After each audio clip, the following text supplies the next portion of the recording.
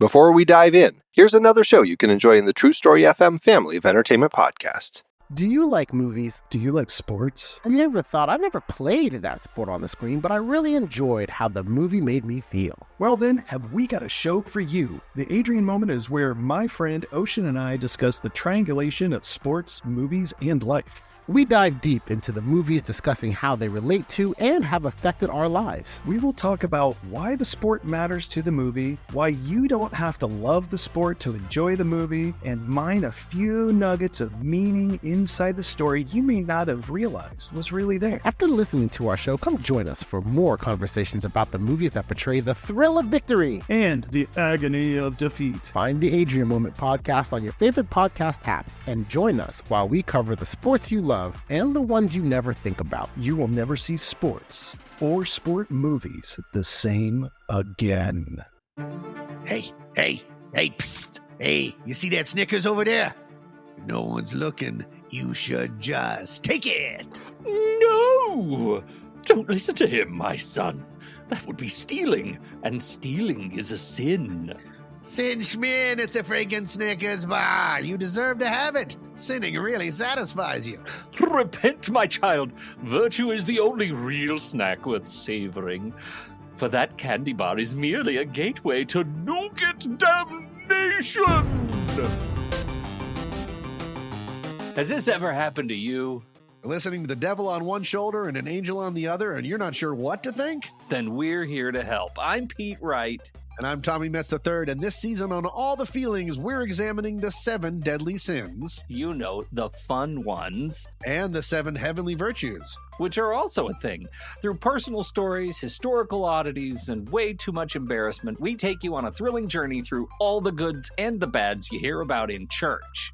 But without all that pesky church stuff. So come join us for All the Feelings Season 9, a sometimes funny podcast about being human. All the sins, all the virtues. All in one place. Go to allthefeelings.fun to learn more, or subscribe to All the Feelings wherever you get your podcasts.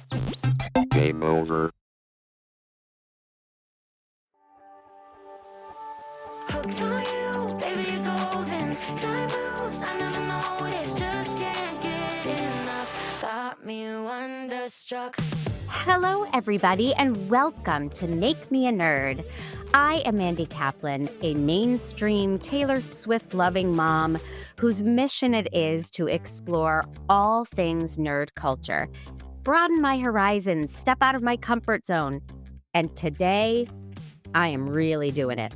I'm going for it.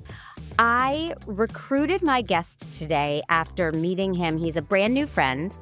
I don't even think he knows he's my friend, but he is. Aww. I met him at our favorite charity, Project Angel Food, a few weeks ago. And I don't know what made me think, I bet he's into, you sent me one of your mashups. And I said, wait a minute. I didn't know you were such a nerd. You got to come on my podcast. And he said he wanted to talk about Deep Space 8. Did I get that right? No, Deep Space Nine. Technically, it's Star Trek Deep Space Nine, my dear. But yes. Okay. See, I'm already behind the 8 ball. The 9 ball. The 9 ball. This is a producer and truly a man about town. His handle on everything is at Manny About Town. This is Manny Patel, the wonderful applause. Angel of my heart. Welcome, Manny. We bonded at Angel Food very, very quickly. I think you and I were stuck in volunteered for the same task, and our friend Julie jumped in halfway through. But it was great. We bonded very quickly. We packed a lot of meals for people, so that was absolutely a great bit of karma out there to the universe. So we need to do it again soon. And I will be, and I know when you recover, you will be too. So, okay, your nerd river runs very deep, my friend. I said, so how should I introduce you? And you immediately started with, when I was a teenager, I fell in love with Star Trek and nerd culture, right? Sci-fi. Well, I was a toddler when I fell in love with sci-fi. I used to work for sci-fi when I was a teenager. I was still at high school, and I used to go down to this bar that had this Star Trek night. And at the age of 17, I went in there showing off my Star Trek mashups. And then that got me into conventions, that got me into, knowing the cast and the crew, coming over to the States, all kinds of things. It was a perfect fairy tale. And then like all fairy tales, it ended badly. But then now I'm still a nerd, but no longer involved as much as I used to be because I kind of got too close to the sun and my feathers got singed. So, ouch. Okay. Yeah. So you started as a fan and then actually became a part of their world. Yeah, I was doing the conventions. I was organizing them for a while, and my conventions were completely crazy. There were 4 days of sitting in a bar for like for hours on end talking about all kinds of things, not just Star Trek. And then you'd have all the cast and crew of the shows that are on stage, coming off stage, hanging out in the bar, and then go back on stage again, and then signing autographs. So it was a 4-day kind of like bender, really, and it was great. It It's was so old English theater, like, they would leave at intermission, the actors would go drink and come back and keep performing, and so yeah. And the stories probably got a bit more interesting after a couple of drinks. Obviously the slurring was went with the territory. So exactly, it was exactly what it said on the tin. It was a 4-day bender for Star Trek fans. I love it. So you loved all Star Treks, but when I said, what would you like to talk about? You quickly arrived at Deep Space Nine. Is this your favorite franchise of them? And is that the right word, franchise? Yeah. So the whole Star Trek universe is a franchise, right? And so Okay. this is one segment of it. And it's kind of known as the redhead step ginger child. Is it? Star Trek. Yes. Because when it came out, it was not on a spaceship. It was on a space station. And so in Star Trek, the whole thing was every week to week to week, you go to a different place and you explore new worlds, new civilizations, etc., etc. Whereas Deep Space Nine, you were stuck on the same space station every week. And so it became like a soap opera instead of a weekly episodic adventure. Like where you would meet new characters and affect them and then leave them. Yeah, you just got like 7 or 8 main characters to begin with. Yeah, and then all of a sudden by the end of the run, you've got like about 50 characters that are just like, and it's just we'll go into it in a minute, but it's just brilliant. Yeah. Okay. I'm so glad you feel so passionately about it. I know it's spun off from Next Generation, correct? Yes. Can you explain to me briefly how it did that? So it's all about ratings. So the first two seasons of Next Generation weren't all that great. If anyone who's out there will know exactly what I'm talking about. The show sort of took a shift in season 3, and we got some of the best episodes of Star Trek ever. And we got the best 2-part of all time, which is Best of Both Worlds, where Picard becomes a Borg, he becomes the cutest. And that was written by a guy called Michael Piller. And Michael Piller was, he changed the sort of dynamic of the show and made it more about emotional consequences from scientific problems, right? And so he made it a bit more sort of like user-friendly. And so when the show started picking up in season 3, Paramount went, oh, we could do another one of these, can't we? And so they got him and the current showrunner, Rick Berman, Gene Roddenberry, who created the whole franchise, the whole Star Trek, concept from the original series, The Next Generation. He was still around, but he was literally on his last legs. So this was the first one he was not involved in. Yeah, so he was not involved in, and I'm sure that he would object to a lot of the things that Deep Space Nine became, because Deep Space Nine talks about war, it talks about organized religion, which Gene Roddenberry was completely against, and so what I think was fascinating was they went, not everything in the universe can be all peachy and rosy and whatever. And, there are places that people still struggle out there in the 24th century. And that's why I thought Deep Space Nine was interesting, because we were on the luxury Starship Enterprise where everything was like shiny and colorful and there was no problems. Then they're stuck in, the arse end of nowhere where, people are trying to survive and reclaim their land, try and eat that evening, will not be impacted by other alien forces that want to take them over. So there was all kinds of it was a great way of rehashing bits of World War II and talking about like how how the world was when things weren't as rosy as we thought they were. Yeah, and I watched the pilot, which is a two-parter, so extra credit for Yeah. me. I tricked you, by the way. You said 3 episodes, and I went, well, there's the pilot, there's another one. I think it'll be 5. I think it'll be 5 episodes. Yeah. So, but this pilot was heavy. It was not. It lacked some of the zip and charm that were in later episodes. I think the show lightened up from what I witnessed in the few that I watched. This pilot was existential. Avery Brooks is, basically in an existential crisis, trying to figure out the meaning of life, and it was intense. But I want to immediately start with how it relates to my Nana, God rest her soul. So Avery Brooks was on a TV show called Spencer for Hire in the 1980s, which filmed in Boston, which is where I was born and raised. Okay. Somehow walking down the street, Nana stumbled into, ma'am, you got to move to the other side of the street. We're filming over here. And she bumped into Avery Brooks.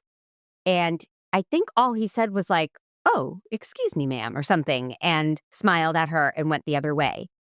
And my Nana, who was playfully racist, was so smitten. She was like, "I met this man. His name is Hawk," right? That was his name on Spencer for Hire. And she was gaga for Avery Brooks. And it was so cute that she must have been 70 at the time. And he was just polite and charmed her with a smile. And she was just melted for him. So I have a real soft spot for Avery Brooks. And his voice is from heaven. I could listen to him talk, just close my eyes and let him tell me stories and go to bed. His voice is dreamy. So he is the captain of this ship.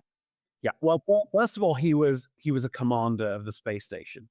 Okay. And that's what I mean, space station. No, and then they made him a captain because so there's some behind the scenes stuff with that, which we can go into later. If you want to spill some tea, I have a lot of tea on this show. I know you do. Well, what you're saying without getting, I don't know, some interesting conversations from the cast members that I may throw under the bus. But again, I never want don't be too negative. But casting a black man as the lead of this show was big. Yeah, it was huge because I mean, and at one point, they didn't know what race the sort of the protagonist was going to be, but then they realized, we're going to make it a black man, and I think it was the best choice because you've got Patrick Stewart, who is the Next Generation captain, who is the regal kind of like, oh, make it so, very posh British accent. And then where do you go from that? You're a complete opposite of a broken down single parent who's trying to raise a kid, who's in charge of not just a starship that can fly away from your problems, but is stuck in one place that has everyone throwing their shit at them, basically. Right. And I read that they considered Alexander Siddig. Am I saying his last name right? You've done your homework, yes. So his stage name, it's Alexander Siddig. His birth name at the time was Siddig Alfadil, and he changed it in season 4 because it was too much of a mouthful. And he's British, so he was going to be a Middle Eastern British guy, but they would have had a British accent. Well, they had a Frenchman playing a Brit with a British accent, so it didn't quite make sense that they wanted to make a different kind of point, because the thing is, when you're watching Next Generation Deep Space Nine, immediately you could tell that they're two different shows by just looking at one. You look at one frame of Deep Space Nine, that's Deep Space Nine because the color palette is all dark and dark urban colors and sort of like purples and greens. Well, Next Generation, it's all oranges and pinks and beiges, and so it's all it's just different. So they wanted to really set the show apart, and just like Next Generation, it did take 3 years to get its stride, but it got there. And when it did get there, and then the whole show just changes, as you may or may not know if you've seen the episodes, but it starts off a little bit slow and it builds up, and as the slow burn creeps in, it's just brilliant. It's amazing. I love it. As an outsider, and I did for a different episode, I watched some of Next Generation. So I really don't know anything about Star Trek and these worlds. Um, there was so much jargon and there were so many concepts in this pilot, and I was doing my best to follow them. And I thought if I forced you to watch, I don't know if you're into The Bachelor, but if I forced you, you would say, "What's a hometown? What's a one-on-one? What do they mean?" And it's like you catch up, you get it. If you just go with it, which I really tried to do, even though I wrote, "God, I'm an idiot. I don't understand a lot of what they're talking about." I thought they were saying Kardashian for Oh yeah, well, pretty much the whole pilot. Kardashians, yes, it's Kardashian. Yeah. Uh, but I enjoyed it. It was a little too heady for my taste with some of Cisco's existential crisis. I was a little put off by how deep we went into that. But that's why when they did Voyager, it was a bit more lighter and a bit more campier. But Deep Space Nine does start. It is the strongest pilot out of all the Star Trek pilots, but it's a lot more. There's a lot more to swallow with that pill, And the thing is that they really, like I said before, they really wanted to like make a difference from Next Generation because these shows were syndicated, right? So they weren't on a network. They were just on different networks, etc. And that's how syndication was back in the day. And so they really wanted to have these shows back to back because it's like watching, I don't know what shows go together, like Angel and Buffy, right? When you watch Angel and Buffy, they had to make them different, otherwise it's just watching 2 hours of Buffy. It's like watching 2 hours of Next Generation. You have to have a different kind of like concept and a partition. But they have to feel connected. They have to feel of the same world. It just different tones and different feels. Yeah, I get that. One of the minor characters on Next Generation, Miles O'Brien, who's played by Colin Meaney, the big Irish actor, he got a start in Next Generation, and he was a minor character. He was in 1 or 2 episodes, and then he kind of grew in the background, and then eventually they moved him to Deep Space Nine. He became a main character, and then also they brought in season 4 because of various reasons. They brought in Michael Dorn, who plays Worf from Next Generation, onto Deep Space Nine. Yeah, he's good. Yeah, I liked him a lot because they had to shape things up. Because, like I said, season 4, they I don't know what the truth is, but I understand that they had to redo another pilot, which is why this the one I made you watch, the Way of the Warrior. The Way of the Warrior. Which is part 1 and 2, which is like, okay, everyone, we've established we're the space station. Now we're going to step it up a notch and introduce what happens when a new alien race comes into our section of the galaxy. What will they do to the rest of the alien races? So it's a bit like Game of Thrones in space. That's basically what Deep Space Nine is. Okay, I can see that. I mean, we met a lot of races in this pilot, and I guess you're answering my question before I asked it. Like, have we seen these races before? Well, obviously Klingons, yes, but the Klingons don't come until like season 4. But the thing is, so Quark's race and whatever Rene Auberjonois is. So you find out what Rene Auberjonois is. He's a shapeshifter, right? Can I spoil things or no? Yes. Yeah, because it's not like a brand new entity that people are. I was going to say because I didn't know. I didn't know what the what the procedure was on spoilers. But so basically, we'll go back to Armin Shimon, who plays Quark.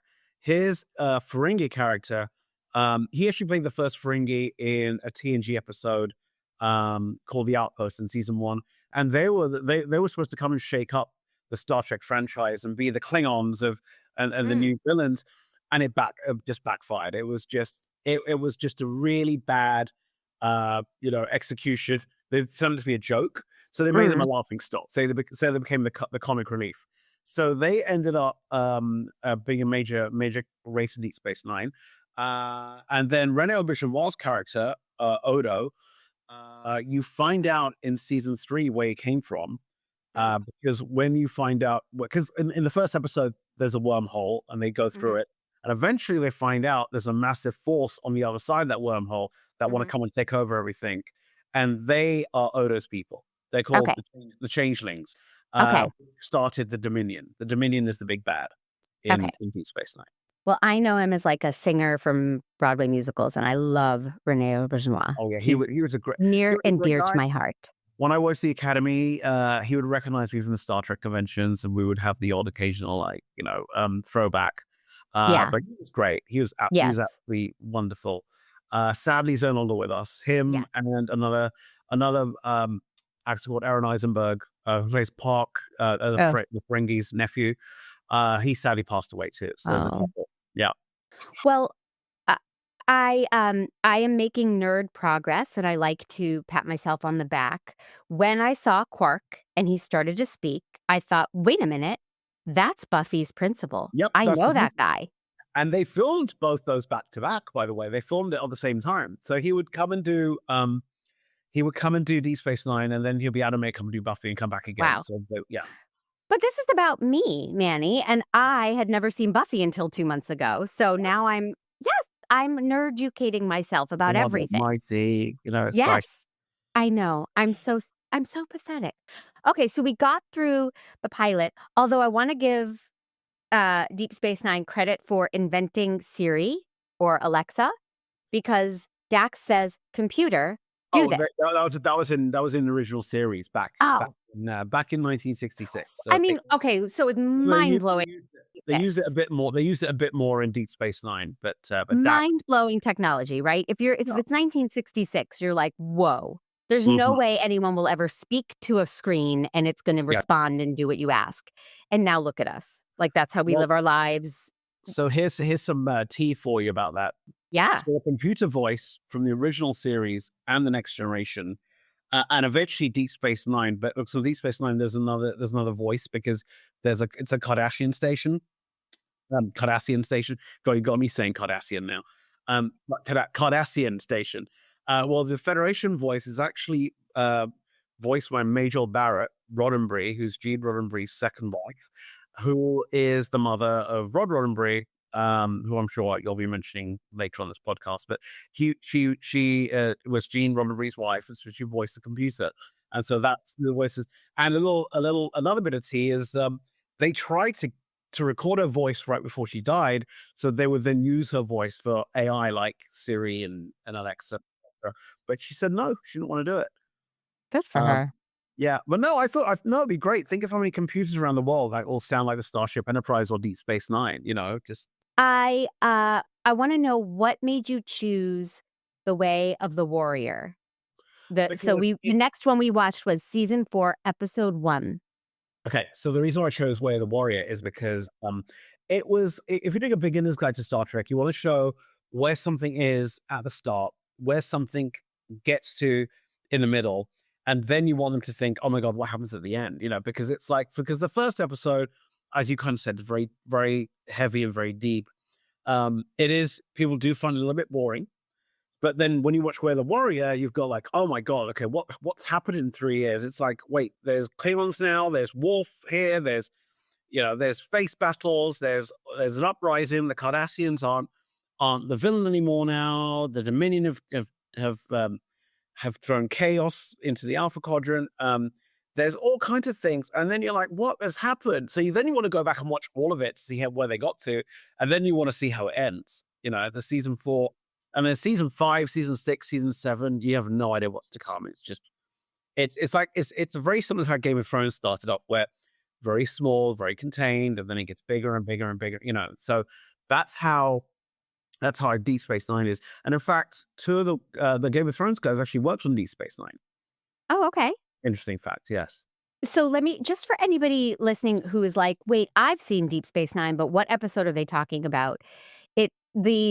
The little summary is, amidst a growing threat of attack from the Dominion, Sisko becomes concerned by the arrival of a Klingon fleet at the station and enlists the help of Lieutenant Commander Worf to uncover their plans. So in this one, I had a realization that Quark, is it Quark? Quark is a bit Louie De Palma from Taxi.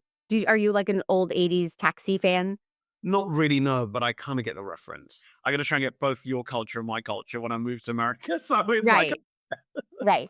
Yeah, Louie De Palma was a fantastic character played by Danny DeVito, and Quark, I feel like I'm onto something that he was inspired by it.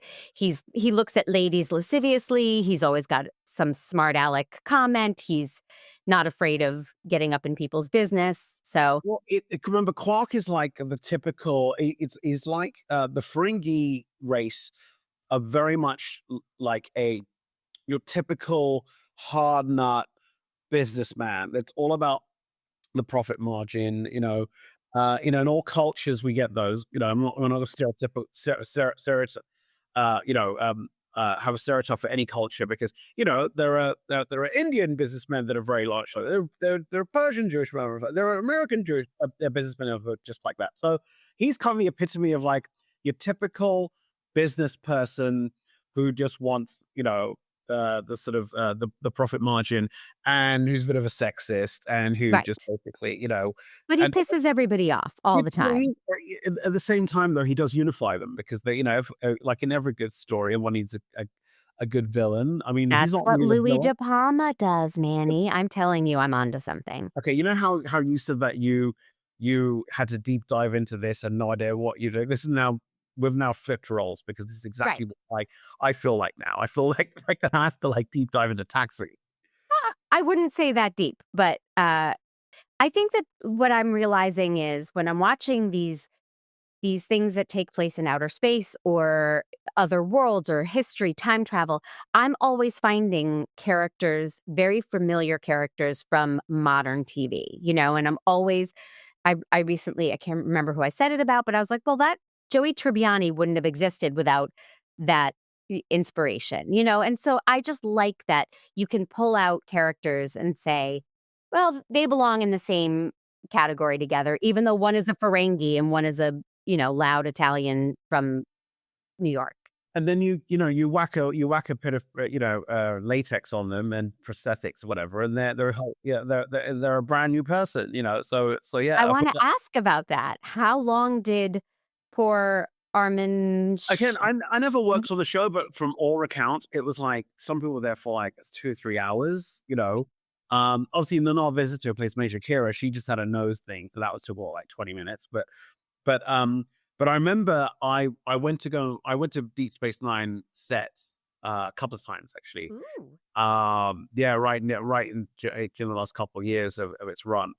And Armin Shimmerman, who plays Quark, actually, I just did a convention with him in Scotland a couple of months prior to going on set. And so when he saw me, got me in his trailer, and he was still in his prosthetics. And there's actually a story about that when the big earthquake happened back in the early 90s, the Northridge earthquake. Yes, I live in Northridge. Yeah. Oh well, I didn't then, but yeah. So when the earthquake happened, Armin literally was filming, and he left set in his makeup, got in his car because he wanted to see how his wife was and check with his wife.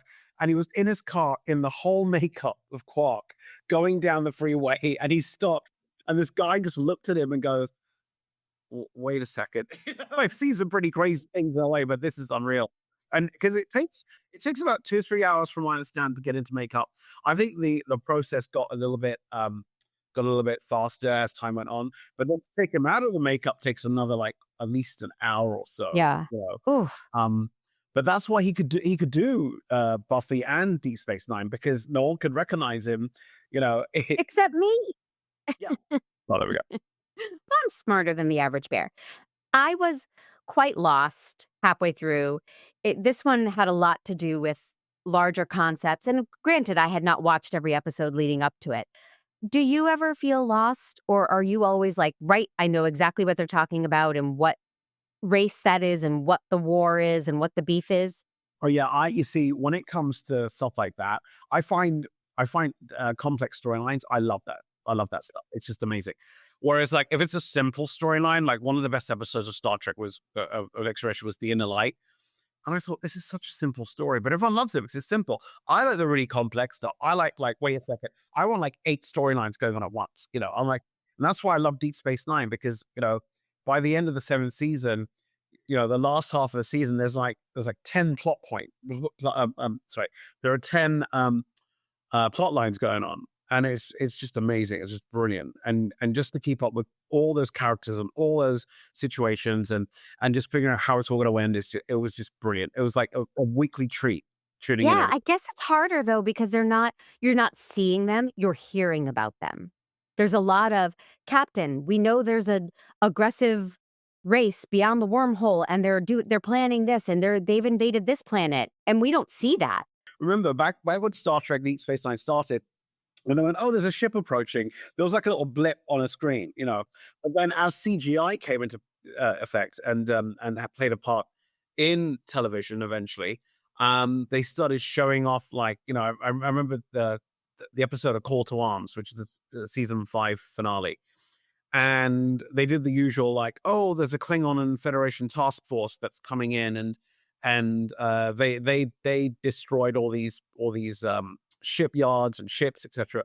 And you think, okay, we're never going to see that. But then at the end of the episode, you get to see all those ships at the end. It was just amazing, and that's where the show changes, when you start seeing these big, epic battle sequences, and you know, it's one thing talking about it, but then when you see it, you know, taking place, you're like, wow, this is pretty good. Well, there were good effects on this show, and I was very aware of how long ago this was made and the limitations that they had. But in the pilot, very early in the pilot, Cisco and his son are fishing in the creek in this beautiful green area, and I started typing and I was like, "Manny, I thought this took place in outer space. They're on Earth. They're in this beautiful, I don't know what you would call it, creek." And then they pushed a stop button on their technology and it all got wiped away. And they were actually on the space station. And I thought that was a great effect. And I bought it. That's called the holodeck. So that was introduced to Next Generation. So I was introduced to Next Generation, and then they just did that to show that they were in the same universe as TNG. But then they also wanted to show that, you know what, they're painting a picture of, like, it's gonna be another, like, light fluffy TV show, but then the reality sets in, and that simulation fades away, and then you see what they're going to be living on, which is like this big gray circular, you know, monstrosity that they have to go home. Yeah, But they did it again beautifully when Dax and Cisco were somewhere and she thought it was a beautiful world. And every time he looked at her, he saw like hell. And she looked at him and saw rainbows and green fields. It was just well done. So, you know, for that long ago and for their limited means, I thought they achieved good effects. well, they filmed that in 1992 is when they filmed that. So they edited the series, premiered in January the 3rd, 93. So 92 to get, you know, to get that sort of level of special effects was just unheard of. And then when you see the big space battles they do in the 4th, 5th, 6th, and 7th seasons, you're like, how the hell do they do this on this budget and have all these guests on? You know, and the episode budget was only what, a $1.5 million, which is like, when you look at Game of Thrones that are doing the same thing, their budget's what, 10 to 20 million, you know? So In the pilot, we met a guy I called the Shape of Water guy, Ducat. yeah. Do you remember the movie Shape of Water? Yeah. Okay, not dissimilar look. Yeah. And then I wrote, "I don't trust him. I don't like him. Something's up with this Ducat." And then in The Way of the Warrior, he's a real baddie, right? Yeah. Well, yeah. Well, so yeah, what happens is that he's not a character. He starts off as the sort of the ex-villain. Then he kind of like lingers on in the background, and then he becomes, you think he becomes you know, a friend, but at the end of it, he sticks to his true colors, and he becomes the villain of the whole thing. It's funny to say Shape of Water, because the guy, the person that was in that suit, Doug Johnson. Doug Jones. Doug He Jones. actually is in Star Trek Discovery, and he's also in prosthetics. You can't see him. I'm sure he is. All Doesn't right. 300 credits? He's so wonderful. He was in an episode of Buffy I watched. Yes, he was in that. He was in Buffy. Yep. He's a really nice man. I've had the pleasure of hanging out with him a few times. That He's is what my great. other guest said when he was in that episode of Buffy. So good on you, Doug Jones. Okay. So Penny Gerald Johnson Gerald is in this show. I happen to love her, always have. And in the pilot, there was a woman who played Jennifer, his love, and she was not a good actress. Well, you got to remember though, it's like their casting gets better Yeah. during. Well, big upgrade to Penny Johnson Gerald, I thought. Yeah, she was Cassidy Yates. Yes. Yeah, she has an interesting run as well, but she's also in the Orville, with Yes, Seth that's another thing that I love her in. love her in. I watched that for the podcast. I got to meet her as well, and she was absolutely, again, darling. Just amazing. She just seems like you'd want to hang out with her and cook with her. You want to cook dinner with her. When she goes to kiss Cisco, she does the thing that Susan Sarandon teaches Joey Tribbiani on Friends. Like she covers Cisco's face and kisses him so the camera's on her, and it made me laugh because I'm always drawing parallels between Friends and everything else. So leave it to me. Okay, I like the show except they insulted root beer, and I don't approve of that. Root beer is the best soda, and they insulted it. So I'm writing an angry letter. Oh, you mean that when they said root beer is like Federation? Yeah, they were like, it tastes like root beer. And like make fun of root beer. Yeah, back off. Well, they do things like that because they want to have some kind of pulp culture, in the show, and they want to when you've got like aliens that look like reptiles and who are talking politics, and you want to have some kind of sort of anchor to try and get that world as close. So you say root beer is the king of all sodas. You don't insult it. Do you like root beer, Manny? I like cream soda better. Okay, but I mean, just lay off my root beer. Trying to say, it was like it was just making an analogy that it's too sweet and it's fizzy and it's bubbly and it's just like the analogy I was making before, like how Deep Space Nine has to be different from Next Generation, which is the bubbly, sort of sweet, cheerful kind of thing. Yeah, I think they were hinting that Next Generation was root beer and Deep Space Nine is more like a kamikaze. I think you're stretching it, but I'll allow it. Counselor. Okay, so I am now knee deep in this, and I am thinking it's very claustrophobic on this space station, and there is just that one bar. Over the course of the series, what other rooms and activities do we see on the space station? Well, the bar's got holosuites in it, which is like the holodeck, which we discussed that, that sort of room that has that creak that started off the whole episode with. But they do an episode called Rivals where the guy opens a bar across the promenade. Oh, really? Yeah, it's pretty funny. He in the episode, the bar owner has this device where you can change people's luck, and so he starts a gambling establishment with a bar across the promenade hallway. And what happens is that they find him out, and all the luck turns bad. So everyone gets bad luck, and so that's when that sort of rivalry happens. But remember, Quarks is like Cheers in space. In fact, that alien Morn is actually an anagram of Norm from Cheers. Right. So right. Yeah. Well, but do they have a bowling alley? Do they have a movie theater? Do they have a mall? Like, what else can they do? Or was the budget too limited to create other stuff? Like I said, when I went on set, and seeing that double-decker set was just, I'm still getting goosebumps at it. It was just amazing. It was just like being in Times Square before they turn all the lights on. When they turn all the lights on, like, it was humongous. It was just mind-blowing. And there's all these shops and different things, but obviously Quarks is the biggest space. Apart from that, they've just got they've got their own living quarters and obviously shuttle bays and cargo bays, etc. But like a Starship Enterprise, that had more kind of like fun things to do. But this just has a shopping mall and Quarks.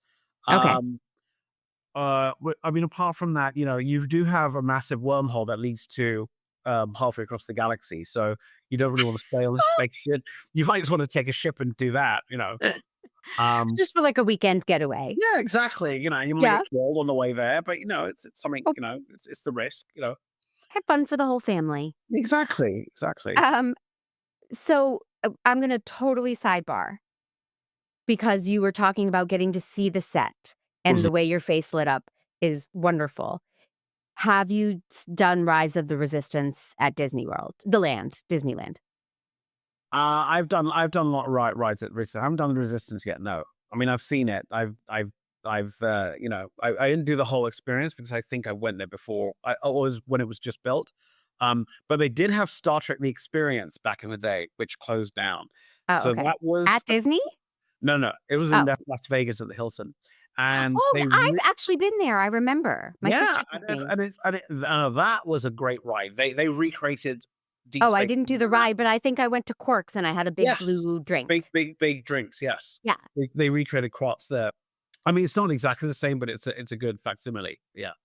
Oh my gosh, you just said that, and I was like, "Holy crap!" I have a memory. I went there. My sister and her husband are big Vegas goers, and they said meet us, at the Hilton. They're from the East Coast, so I met them, and they were so excited to do the Star Trek thing. Yeah, but the ride was too scary for me. And I can tell you now what happens on the ride, but so you can you basically you think it's a simulator ride. So you're looking at these monitors and you see people getting on board this shuttlecraft, and you're sitting in there. All of a sudden, the feed goes dead, and there's the audio just frazzles, and a big gust of wind comes in. You know what's going on, and then all of a sudden you hear this transporter effect noise, and you're standing on the transporter pad of the Starship Enterprise. Oh wow! You're like, how is that possible? And then you go through the corridors, and you go on the bridge, and you end up on the shuttle. You go through space, and you end up crashing into the Hilton, into Quark's bar. Yes. And I actually got to do that with a few Star Trek actors, and seeing them perform in it when the ship gets shot at and they start shaking all over the place, and it's pretty funny. It was great. That's great. And one of the TNG characters, Wesley Crusher, Will Wheaton. The last time I did it was with him, and as the ship crashes, this janitor from the Hilton opens the shuttle door and he says, "Does anyone know how to fly one of these things?" And he just goes, "Well, actually, I do." That was just brilliant. It was wow. One of those things and unsuspecting just attendees were like, "Oh my gosh, that's Wesley Crusher!" Like, he just. Oh yeah, we literally when we walked in the thing, there's a long line to get into this thing. So when you're walking in with like Wesley Crusher, we had him, Garrett Wang from Voyager, Nicole DeBoer from Deep Space Nine. She's the second Dax that. Well, Dax gets paid by two people, but okay. And so she was on it, and so just walking in with them, it was just all the fans are like freaking out because going nuts. Yeah, because you're already in that environment. You're already in a place where everything looks real. It looks like the actual set, and you're in that sort of world, and just seeing the people that you watch TV. Watch on TV, walking past you. They loved it. They actually went absolutely crazy. It was, of course. Well, I highly recommend Disneyland Rise of the Resistance. It is incredible to be. You're this close to Darth Vader. It's crazy. They've done it so well. They've created that world so well. But now I will focus. Oh, and I will say, do you remember one time Johnny Depp showed up at Pirates of the Caribbean? Oh yeah, he pretended, or he's done it a few times, I guess. So my sweet son, every time he goes on Pirates of the Caribbean, he's like, "I swear it was him. I saw him move. That was Johnny Depp this time." And I'm like, no. Well, there is someone who looks just like him. Yeah, I do. Right. Of course. But Casey thinks he's a snowflake and that it's always Johnny Depp. Okay. I did my rant about root beer. I think we can move on. Oh, I laughed out loud. I love that the humor is developing on the show, and there's lots more snarky, fun, light dialogue. And Odo says to Quark, "You're going to hit them with a box," because Quark picks up the box. And I just burst out laughing. I love moments like that. And then the last episode you had me watch, Trials and Tribble-ations. Yeah. I forgot to write down a summary, but anyone who's a fan of Deep Space Nine will know this as the time they go back to the original and pay Star Trek. homage because it's the 30th anniversary of the show. So clever.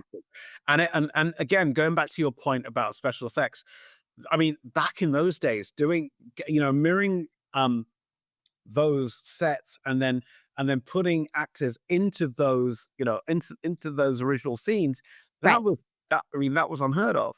And they did it well. Seamlessly. That Yes. scene when O'Brien and Bashir are right next to Kirk. And you're going, how the hell do they do that? Yes, they did it so well. In my mind, and you would know better, I felt the cast feeling electric.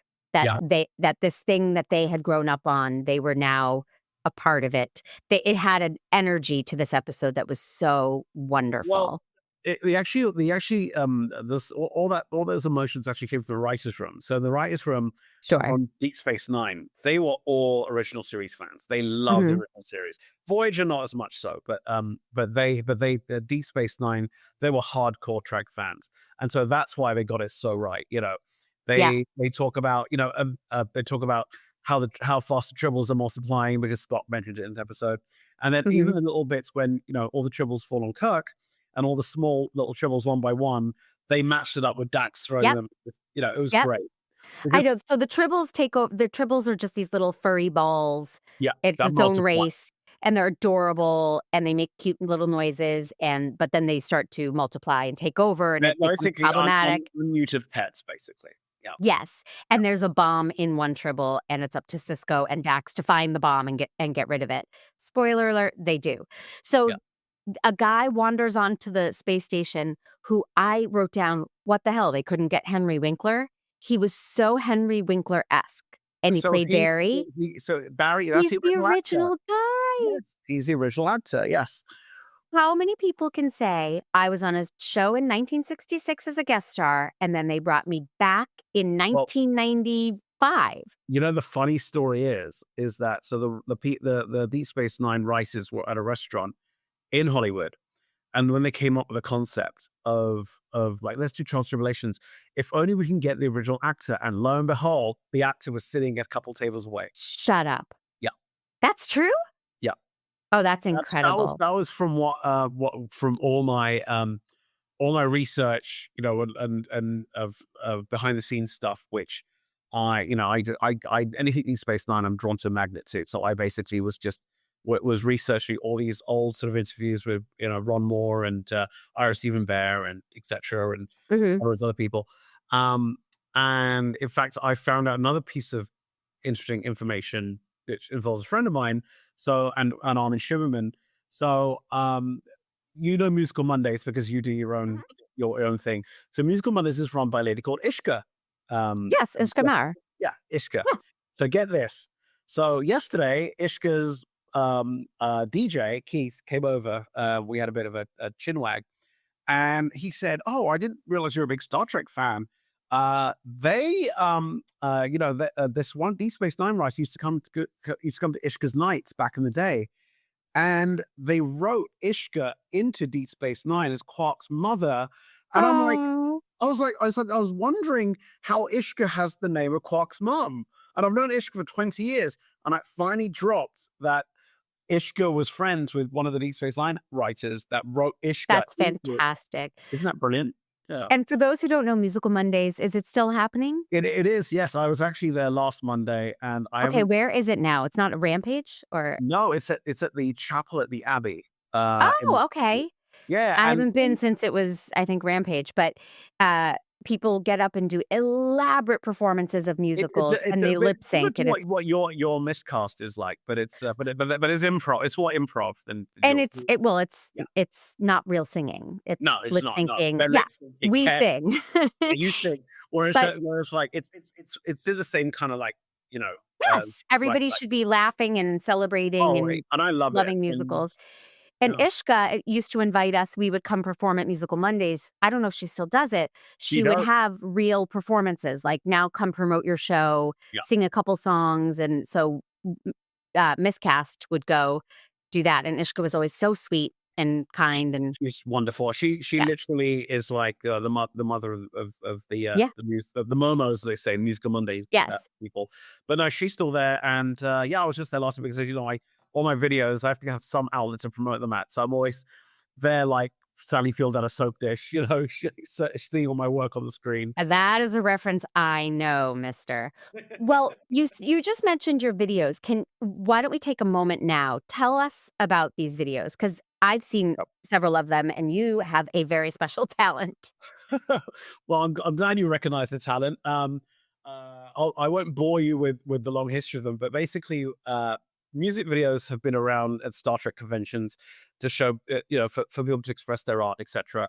I just did it because I went, you know what, I can do these better than all these other people can, because they'll get a tape and get a scene of Star Trek and put a bit of music behind it for about 3 minutes. I'm like, well, that's boring, isn't it? So what I wanted to do was to get all clips of Star Trek or any other sci-fi show like Buffy or Babylon 5 or Lois and Clark or whatever, and I would then get a song and cut clips that match the lyrics. So, for example, my Starship Bohemian Rhapsody, when I go put a gun against his head, I have Data getting his phaser and putting it right to his head. When they've got Anyway the Wind Blows, you've got Dr. Crusher holding on while the wind is trying to blow her away, so things like that. So it kind of matches up. So in the last couple of weeks, I've been sort of remastering all my old stuff, because there was one which I did like 30 years ago called I Will Survive, and it was great, but you just can't see any detail. So finally I got it in HD and I just redid it, and I'm treading them out, and I just finished the Ugly Betty one, which is coming out tomorrow. I can't wait. Okay, so people can see those at Manny About Town? So they're on my YouTube channel, which is at Manny Patel. Oh, at Manny Patel. That's your YouTube channel. And yes, I've seen several, and I marvel. You have to have such a deep knowledge of the material to be able to say, oh, I know there's a clip in an episode around this time. I'll go find it. I remember that moment. I mean, you really have to know your shit. Well, the thing is, it's like, the funny thing is that I have an enigmatic memory where I can remember things. From like, so I'm like Rain Manny, right? So I can literally just go in and I go. And so when I literally have cut about 5 videos in the last couple of weeks, and everything comes from just memory. And then half the time, I kid you not, I literally like, I just give up, and I just press the button and the clip just shows up like exactly where I needed it to be. And that happened last night a couple of times. God smiles upon you, my friend. Yes, there we go. Yes. But yeah, please check them out. It's not just all sci-fi. Like I said, I do Ugly Betty, I do Glee, I will be doing Will and Grace. I'll be doing a whole bunch of others, and then Friends too. I'll be doing Friends eventually. Now it's in 4K. I can now. All right. Yeah. Well, I can help you with that one and Will and Grace. But so you brought up Will and Grace because that was my last note. Was this episode of the Tribble-ations, where they were really paying homage to the first series, felt very not similar, but the Will and Grace episode where they did I Love Lucy. Yes, exactly. Which is one of the most delightful, genius things I've ever seen on TV. That's what it felt like to me, like watching these actors play with this familiar thing they admired, and getting to do that. I'm going to quote you to the guys of Will and Grace, because I just went to their taping. Was it Max and David? I went to see Max David, thanks to Tracy Poust, who was one of the writers on Will and Grace. She got myself and Bruce Valanche into the finale of the Mid-Century Modern taping. And that is the new Will and Grace with Matt Bomer, Nathan Lane, Nathan Graham. Well, no, they're calling it the new Golden Girls. It's but it's not. It's really good. The finale was great, and there's some big surprises in it, which if I blab, Tracy will never speak to me. No, don't. We haven't seen it yet. But I would definitely see that. But I will tell them that was a great analogy that you meant, because they also love their Star Trek as well. So that's great. Please, I thought this episode was perfect, and I'm so glad you chose it, because even as a non-Star Trek lover, I felt all the nostalgia and the love and the winks back and forth, and it was just really well done. So Well chosen, you. Thank you. Well, I wanted to get a great experience out of it. I wanted to show you where it started, where it could potentially go, and then also that it doesn't take itself as seriously as you think it does. Right. So, I appreciated the different tones of each episode, and you showed me different colors, and thank you for that. Is there anything else you need to say about Deep Space Nine before I tell the world about my podcast that they're listening to right now? Deep Space Nine is just stick with it. Watch it as you do. Don't force yourself to watch everything in one go because there is a lot to take in.